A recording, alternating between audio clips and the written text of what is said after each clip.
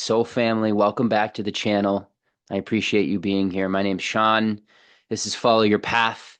Today, I'm going to share with you what feels to me is one of the most important things that I can possibly offer you. The information that I'm going to share today, the codes, the energy, let's say, is something that took me out of one of the darkest nights of the soul that I could have ever imagined. It was the biggest shift in my life that I made. And I want to give this to you today. And if I'm being honest, it feels vulnerable for me. It feels a little overwhelming because there's so much around it. And I want to try to condense this in a way that you can digest. So if you're here today, sending you lots of love. I appreciate you being here. My request is that you stay till the end because what I'm about to take you through, if this lands in a way that it hasn't before, is going to make drastic change in your life. It's going to create radical transformation for you. And this was something that was challenging for me to share for a long time because I didn't realize the wounding that I had around religion, around God, around the Bible, all of these different things, right? And it wasn't until 2019 when I had that very deep, visceral dark night of the soul when the Bible reemerged for me and the wisdom in that reemerged for me. And it was explained to me through a mentor of mine that I found off of YouTube, who was a Christian mystic. And when he took me through the verses of this Bible, it started to activate things in my DNA. It started to help me remember. And so my intention is to give that to you guys because remember you already know this. This is timeless, ageless wisdom.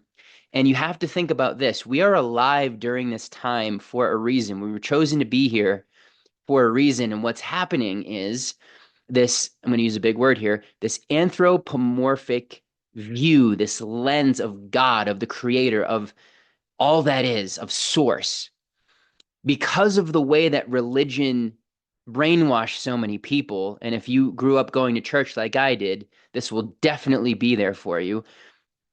We had this projection of God as this old man in the sky with a beard, just judging and washing over everything. And I know that for me, my perspective of God was that he was this human that had angry tendencies, that was judging everything. You had to do everything right under his eyes, or he would see you and you could go to hell. And it was dull, it was stale, it was fear based. Okay. And I didn't realize how deep that went inside of me. Now, when I look at other, let's say, Christian YouTube channels or some of these other teachers, it's like, great, do your thing. But I also feel like they carry a little bit of the dogma still in them. Like if you don't accept Jesus as your Lord and Savior, you're going to hell. Now, my lens of it is not that. My lens of it comes from a place of Jesus, Yeshua, ben Joseph, whose name was not actually Jesus Christ, was here to tell us and was here to drop down a new template of helping us to realize that the Father is within, that God, the divine, is within, and everlasting life is who you are as spirit. To know yourself as spirit and not as the flesh is one of the greatest transformations we can make that allows us to have a life of peace, that allows us to know how fucking powerful we are. Okay. So I'm here to help cleanse any distortions, any dirt that got put on the lens that we have around God and our relationship to life, to the universe, to source. Because if we don't have that connection to that source energy, if we don't have that knowingness of who we are, if we don't go within and connect to that, that's a very different timeline of your journey as a human. There's two different roads we can take here, right? There's one road where you're going to think that you're the ego. You're that voice in your head. You are your past experiences. You are the limitations that you took in when you were a kid. You believe yourself to be the body, your in body consciousness, right? And therefore, you're subjected to survivalism, self preservation, separation. You're separate from other people, from nature, from life, and you can have quote unquote material world success on that road to some degree. But guess what? As we know, it winds up empty, right? There's how many stories do we have to hear of very wealthy people who had that belief that that was going to make them happy, and then they achieved it all materially, and then they're some of the most depressed, disconnected people you could possibly find. Okay. So that tells us that that's not it. Now, the whole system and structure that we've been brought up in has conditioned our attention to the outside world, where we get our identity, our sense of self, validation, truth from the outside world, from our five senses. And that is such a narrow band of frequency, such a tiny little fraction of possibility compared to when we go within and remember who it is that we are. So I'm going to begin today's talk with a quote from one of my favorite thinkers of the 18th century, one of my favorite writers, who really was a pioneer that started to bring back this wisdom in the 18th century after hundreds and hundreds of years of suppression and having to go underground, because if you spoke these truths, you were tortured, you were killed, your family was threatened, horrible shit happened to you if you spoke of these things. And now we're at a point where this information is so available that it gets discarded, and it's not seen as valuable. But I share this with you, my friends, because I love you, and it truly was one of the things that got me out of the darkest period of my life, when I started to understand this wisdom that came from the Bible. So this is a biblical lens, and it took me a while to actually accept the Bible. But when my mentor took me through this process and I started to see that this text was the story of human consciousness, the story of how the mind works, how, the interrelation between ourselves and the universe, the planets, our psychology, the way our brain works, our hearts, all of it together. It was a brilliant collection of all of these things that had so much wisdom to it. So I want to begin with a quote from Ralph. So this is a talk that he gave at the Harvard Divinity School a couple hundred years ago. One man was true to what is in you and me. He saw that God incarnates himself in man and evermore goes forth anew to take possession of his world. He said in this jubilee of sublime emotion, I am divine. Through me, God acts, through me speaks. Would you see God, see me, or see thee, when thou also thinkest as I now think? We commonly call man the eating, drinking, planting, counting man, does not, as we know him, represent himself, but yet misrepresents himself. Him we do not respect, but the soul whose organ he is, would he let it appear through his action, would make our knees bend. And that leads us into one of my favorite quotes from the Bible, which is giving very clear instruction here. And this was instruction, again, that helped me get out of the darkest period of my life. Seek ye first the kingdom of God and his righteousness, and all these things will be added unto you. Matthew 6:33.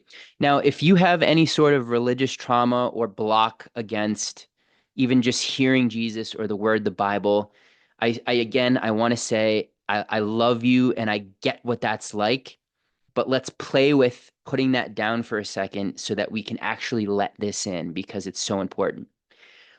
You have to ask yourself, okay, seek ye first the kingdom. What is that? Where is it? How do I do that? If that's one of the most important things that we've been instructed from a guy who shifted a lot of things in the planet and made a pretty big splash, one of the biggest splashes we've ever seen on the earth, who again dropped down a template of wisdom that we had never seen before that allowed us to go to a new level. Next quote. That kingdom of God, that kingdom of heaven is where? It's inside of you. It's not out there, it's inside of you. Luke 11:52, for you have taken away the key of knowledge, for you did not enter in yourselves. The very first thing that you do, seek first the kingdom of heaven. And where is it? It's within you. So you go within. Now, people might say, okay, go within, then what? Why do I do that?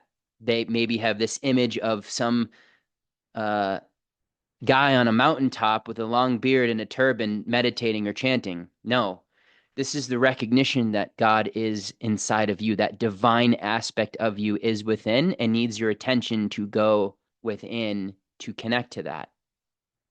Matthew 5:14, you are the light of the world.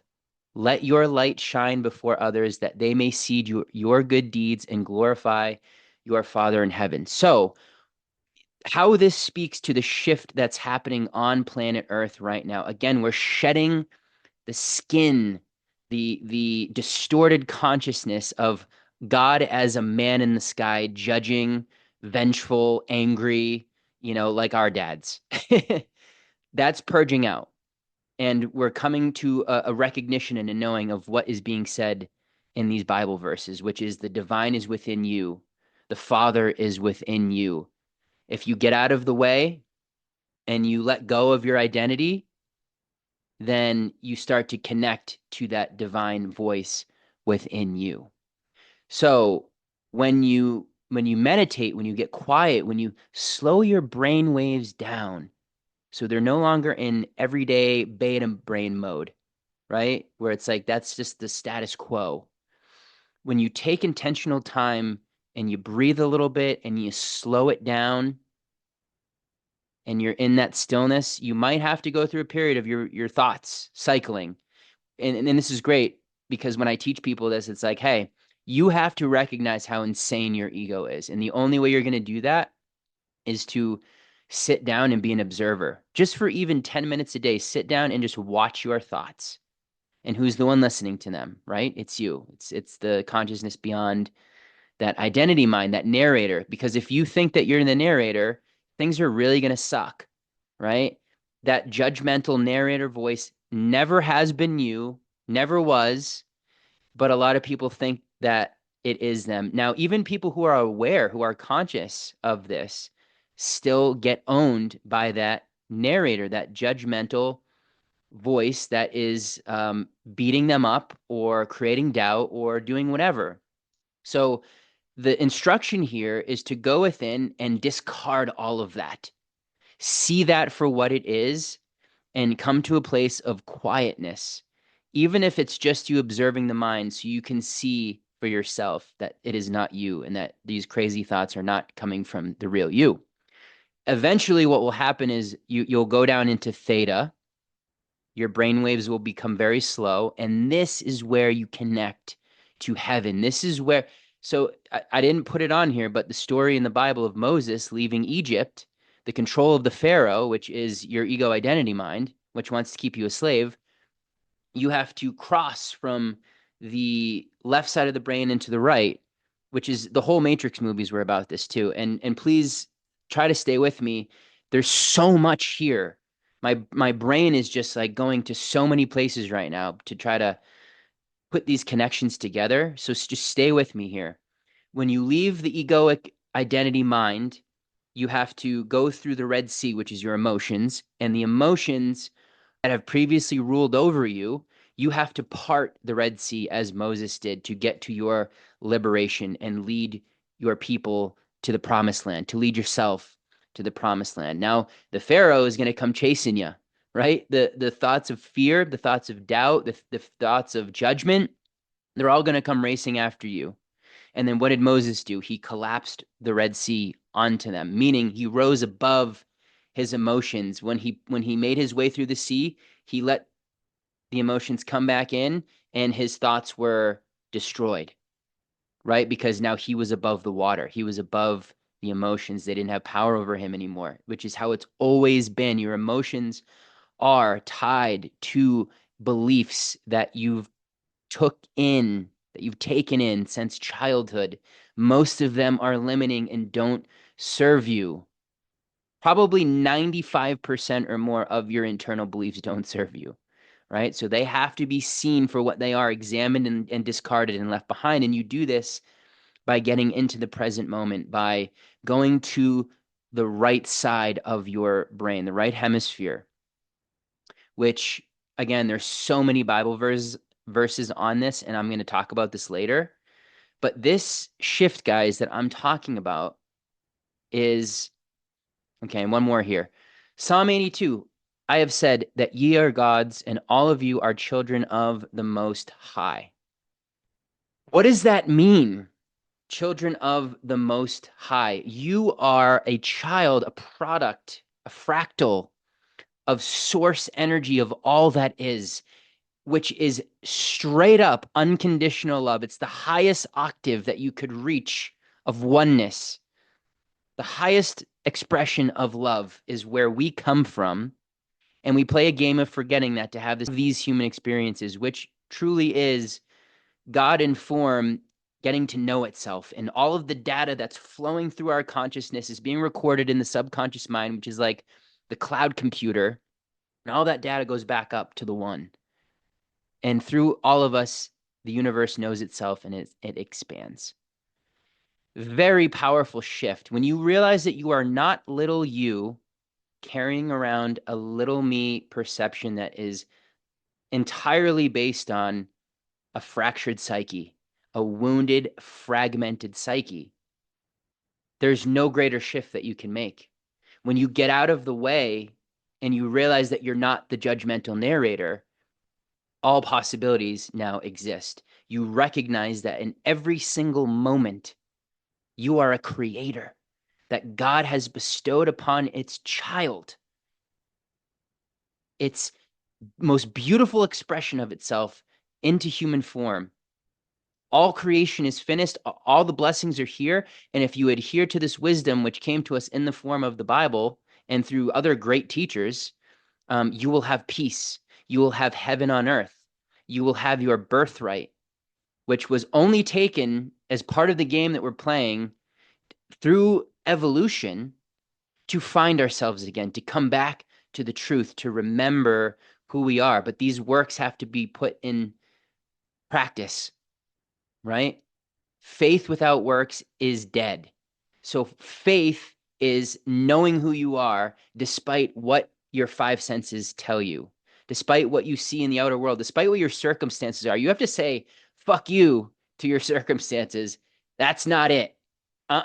Narrator in my head, not it. I am this moment where anything can be created and my past does not mean anything. So then you shift into a place of, what do I prefer? If I'm the creator, what is it that I choose? What do I prefer? Right? And when you walk out of the prison of the ego, you're going to have all the judgmental thoughts, the doubts and the fears chasing after you. But when you realize that you're not them, you will look back and see that those thoughts are tied to all of the yous that had to live with that the entire time that you've been here. Okay? Compassion. Oh, waves of compassion for that version of us that had to be steeped in those limitations and that separation from the creator, from source for so long. Very, very dark was that place. Now, through the light of awareness, we get these opportunities to re-know ourselves, right? As these triggers come up, as the fears and the doubts get loud in our ears, we can see them with the eyes of love and truth. This is how we will re-know ourselves beyond the limited, wounded, fractured ego identity.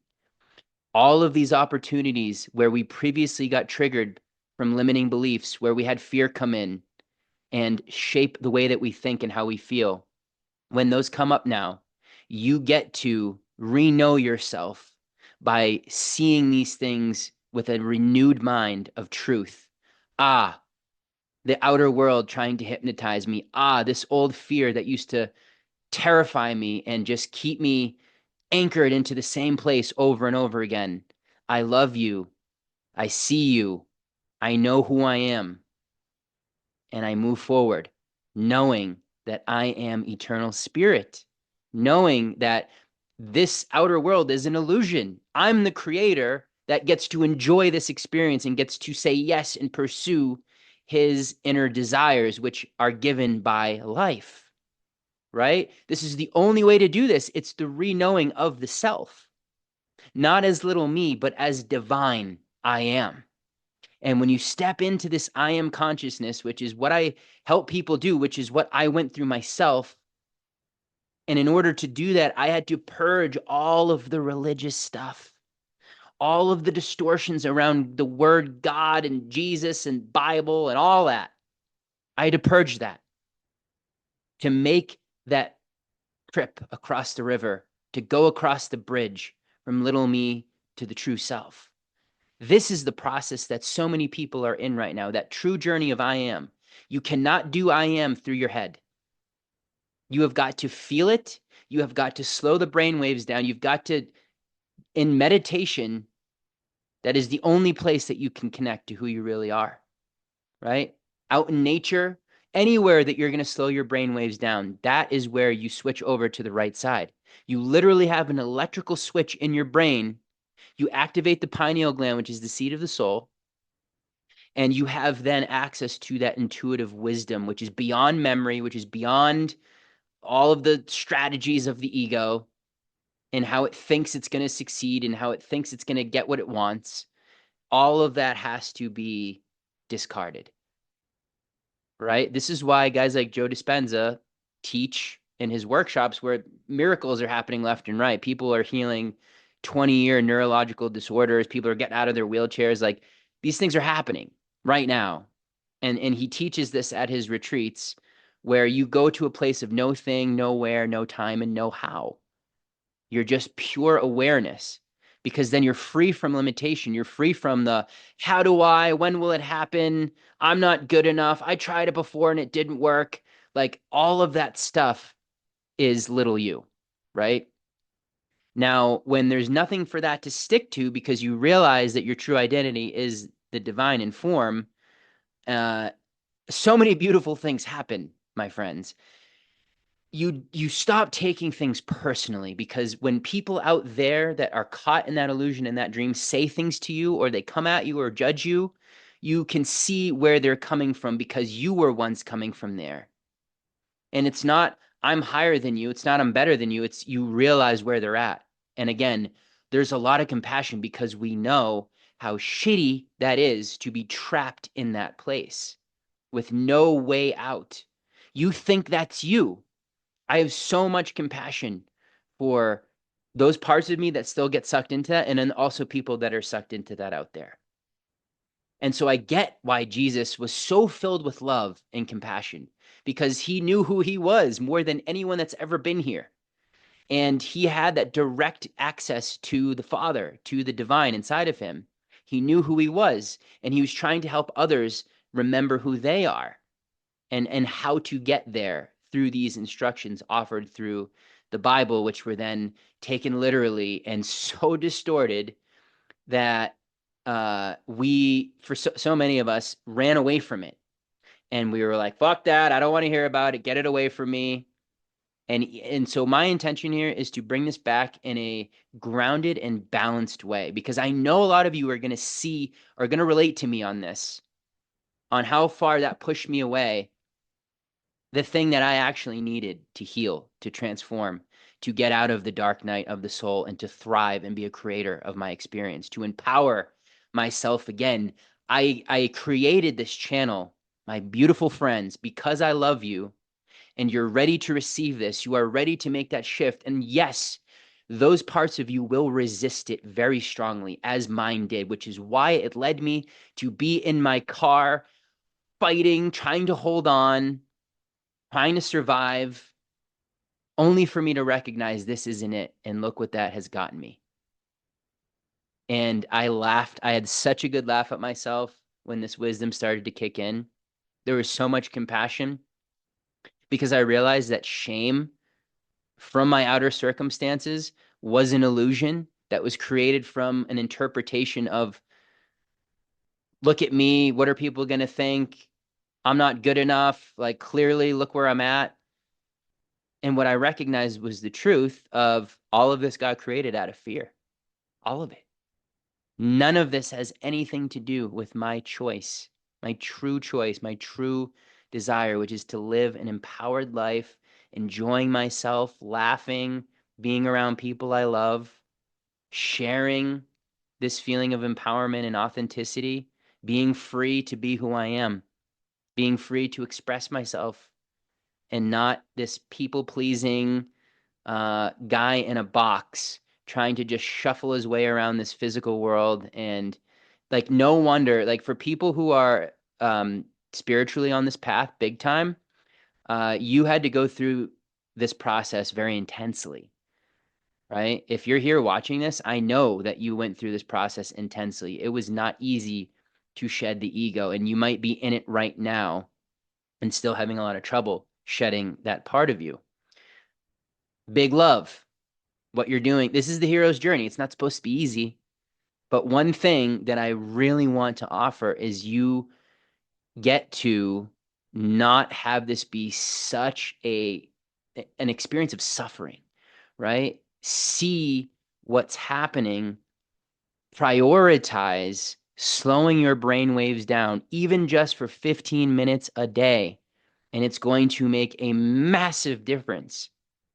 You are demonstrating that you are not that ego because you are showing that part of you by virtue of sitting down and having the discipline to do this exercise, that you are in control, that you are the master, that you are giving the final say, not the judgmental voice in your head that will resist it at all costs, right? This is such beautiful wisdom the Bible is trying to give us.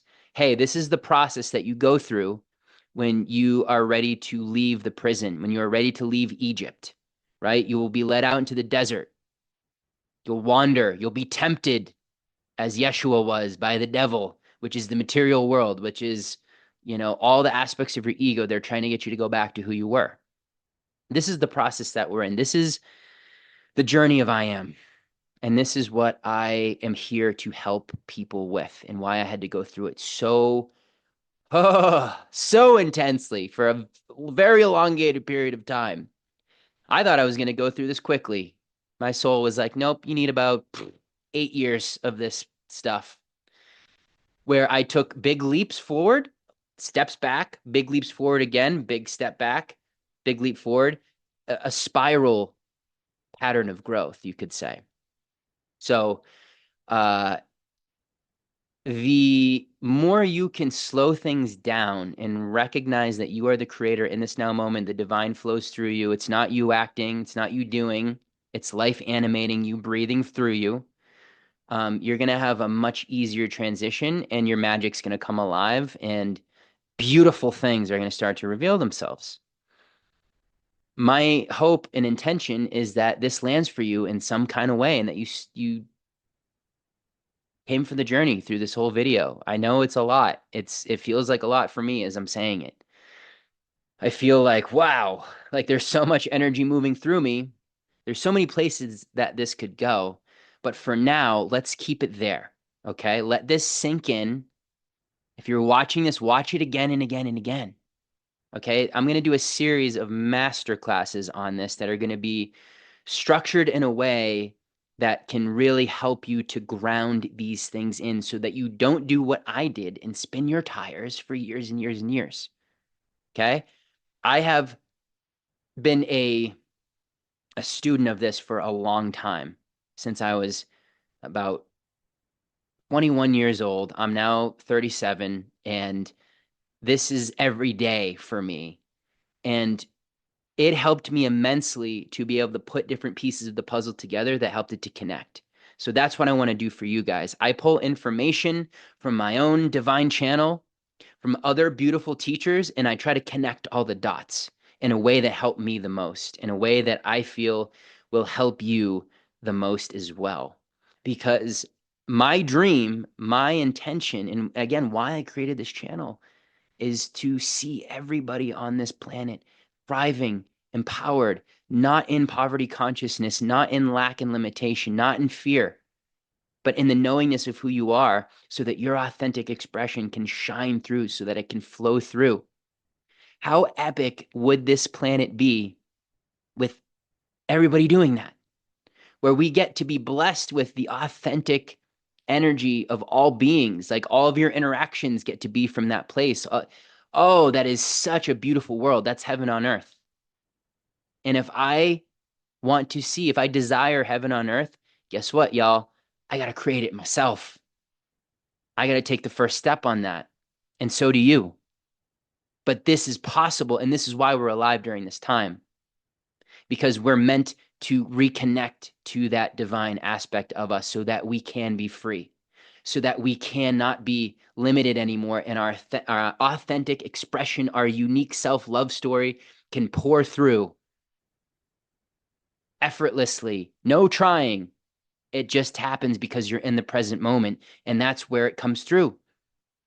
So the more practice you put into that, aka meditation, aka slowing yourself down, which of course the outer world wants you to be sped up, wants you to just be cranking all day and just doing and addicted, and your attention is fragmented in a million places. Your focus has become destroyed, right? Cheap low-level dopamine all around you, distracting you, trying to get your attention, because that is what matters most. It's the highest currency on the planet, your attention. Where is your attention going? Is it going within, seeking the kingdom of heaven? Or is it out there and letting your fucking circumstances tell you what truth is and tell you who you are? I say nay to that. No more. Fuck that. That is not it, and it never was. You have to go within you, connect to that intuitive mind, which will then start to guide you instead of this brain that's trying to process insane amounts of information. It can't do it. We have to evolve and let the heart and the mind come together, which is the intuition. The pineal gland opens up, and all of a sudden, you see everything differently. I love you guys. I've said that a bunch in this video because I mean it. And I am so honored and stoked to be on this journey with you. As I said, I'm going to be coming out with a series of master classes. If you're not tired of that word already, I do love that word. There's something about master. Like we're all here to master this process in ourselves. And as I master myself, I want to share everything that has helped me the most that will help you to master yourself so that you can be authentically free and you're not chained by your emotions in the prison of your ego. Let's all get out of that. Let's all leave behind the shame and the guilt, step into creator mode, and be who we came here to be. And do it now. Don't wait and kick the can down the road, New Year's Day, my birthday next year. No, no, no, no. This is a now. You're in the now process. Anything that you ever desire happens right here. Say now. Say yes to now. Now. I will see you very soon. And oh, yeah, you, me, all of us, you bet your ass. We're just getting started. You have no idea the magic that is about to open up in you, what your life is about to demonstrate because you're shifting the consciousness inside of you. When you bless you, life blesses you. And it's time to bless the shit out of yourself so that you get to have the experience of being in awe, in peace, empowered. What's going to happen today? Amazing things are coming to me. Beautiful things are occurring in my life. I'm surrounded by people that I love. I'm having the most incredible journey. I love who I am. I love this life. Thank you, God. That gets to be your creation if you choose it. And it is available right now. I will see you guys soon. As always, peace within is peace without.